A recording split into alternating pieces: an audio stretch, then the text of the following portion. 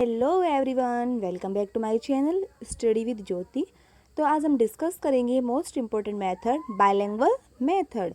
जैसे कि इसके नाम से ही आपको पता चल रहा होगा कि बाइलिंगुअल मीन्स जिसमें दो भाषाओं का यूज़ होता है उसको हम बाइलिंगुअल मेथड बोलते हैं।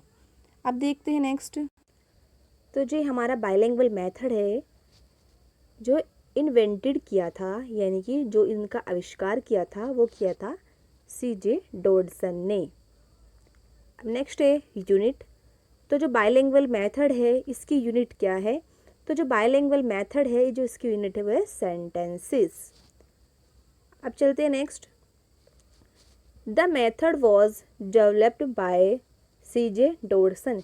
जैसे कि मैंने आपको पहले बता दिया है, जो बाइलिंगुअल मेथड है इसका जो विकास किया है या आविष्कार किया है वो सीजे डॉडसन महोदय जी ने किया है।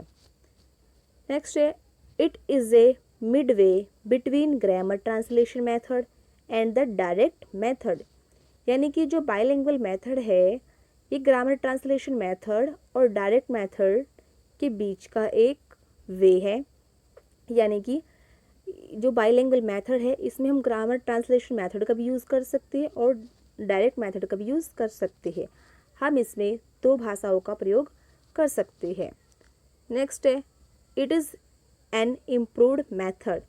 जो बाइलिंगुअल मेथड है ये इम्प्रूव्ड मेथड है बिकॉज अगर स्टूडेंट्स को एक भाषा में समझ नहीं आता तो उसको ट्रांसलेट करके उसकी मदर टंग में उसको समझा दिया जाता है। इस प्रकार से ये इम्प्रूव्ड मेथड है।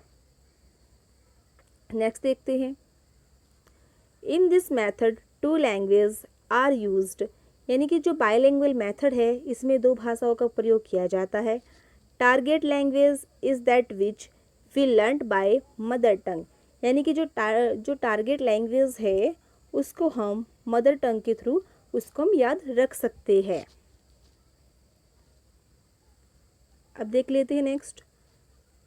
It is the combination of direct method and grammar translation method. जैसे कि मैंने पहले भी डिस्कस करके बताया है आपको कि जो ये हमारा बाइलिंगुअल मेथड है ये डायरेक्ट मेथड और ग्रामर ट्रांसलेशन मेथड का कॉम्बिनेशन है। बिकॉज इस मेथड के अंतर्गत हम डायरेक्ट मेथड से भी स्टूडेंट्स को पढ़ा सकते हैं और ग्रामर ट्रांसलेशन के मेथड से पढ़ा सकते हैं। जैसे कि बच्चों को पहले हमने डायरेक्ट में बता दिया और फिर अगर उनको नहीं समझ में आ रहा तो हमने उसको ट्रांसलेट करके बता दिया। इस प्रकार से हम उसको दो लैंग्वेजेस में पढ़ा सकते हैं। अब देख लेते हैं नेक्स्ट इसके फीचर्स क्या क्या हैं। फर्स्ट है word to word translation is not done. जो हमारा बाइलिंगुअल मेथड है तो इसमें वर्ड टू वर्ड ट्रांसलेट नहीं किया जाता जैसे कि ट्रांसलेशन मेथड में किया जाता था। पहले वर्ड बताना फिर उसकी हिंदी बताना यानी कि मदर टंग में इसको चेंज करना, इस प्रकार से। लेकिन जो बाइलिंगुअल मेथड है इसमें सेंटेंस के थ्रू ट्रांसलेट किया जाता है, वर्ड टू वर्ड में ट्रांसलेट नहीं किया जाता। नेक्स्ट है mother tongue is used to clear meaning. यानी कि जो बाइलिंगुअल मेथड है इसमें हम अपनी मदर टंग को भी यूज़ कर सकते हैं और उससे हम उसका क्लियर मीनिंग जान सकते हैं क्योंकि इसमें दो भाषाओं का यूज़ होता है ना, इस प्रकार से। नेक्स्ट है used by only teacher not by student. यानी कि जो बाइलिंगुअल मेथड है इसको सिर्फ टीचर ही यूज़ कर सकता है, इसको स्टूडेंट नहीं यूज़ करेंगे। मान लीजिए अगर टीचर को किसी भी वर्ड का मीनिंग बताना है तो मदर टंग में सिर्फ उसको टीचर ही यूज़ कर सकते हैं, उसको स्टूडेंट यूज़ नहीं कर सकते। स्टूडेंट को उसी भाषा में बात करनी पड़ेगी टीचर से जिस भाषा में वह टीचर से पढ़ रहे हैं। इसलिए इसमें बताया गया है कि used by only teachers not by student. अब है इसमें 3 P's। तो 3 P's क्या होता है एग्जाम में पूछ भी लिया जाता है। तो 3 P's का मतलब है प्रेजेंटेशन, सेकंड P का मतलब है प्रैक्टिस और थर्ड P का मतलब है प्रोडक्ट। इट मीन्स जो प्रेजेंटेशन है यानी कि जो टीचर छात्रों के सामने जो प्रेजेंटेशन दे रहा है, छात्र मतलब कि उससे कितना सीख रहे हैं, इस प्रकार से। सेकंड है प्रैक्टिस कि जो टीचर ने प्रेजेंटेशन दी छात्रों को तो छात्र उससे कितनी प्रैक्टिस कर रहे हैं। और फिर जो प्रेजेंटेशन से और प्रैक्टिस से छात्रों को कितना प्रोडक्ट यानी कि छात्र को कितना आया, इस प्रकार से ये 3 P's का मीनिंग है। नेक्स्ट है the unit of teaching sentences, यानी कि जो हमारा बाइलिंगुअल मेथड है इसमें जो टीचिंग की यूनिट है वो सेंटेंसेस है, यानी कि इसमें सेंटेंसेस के थ्रू पढ़ाया जाता है। यानी कि इसमें अगर चेंज करना हो तो वो सेंटेंस बताएंगे, वर्ड टू वर्ड यूज़ नहीं करेंगे, जैसे कि ग्रामर ट्रांसलेशन मेथड में किया है। नेक्स्ट है stress focus on speech practice, इसमें जो बाइलिंगुअल मेथड में जो फोकस किया जाता है मेन, वो स्पीच प्रैक्टिस पर किया जाता है। स्पीच प्रैक्टिस मीन्स बोलने पर ज़्यादा ध्यान दिया जाता है। अब देख लेते हैं इसकी merits.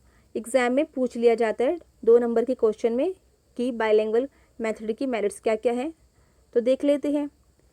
It gives fluency in speech as it gives speech practice, यानी कि जो बाइलिंगुअल मेथड है ये स्पीच की फ्लुएंसी को प्रैक्टिस करता है, यानी कि जिस प्रकार से हम बोल सकते हैं ये फ्लुएंसी को डेवलप करता है।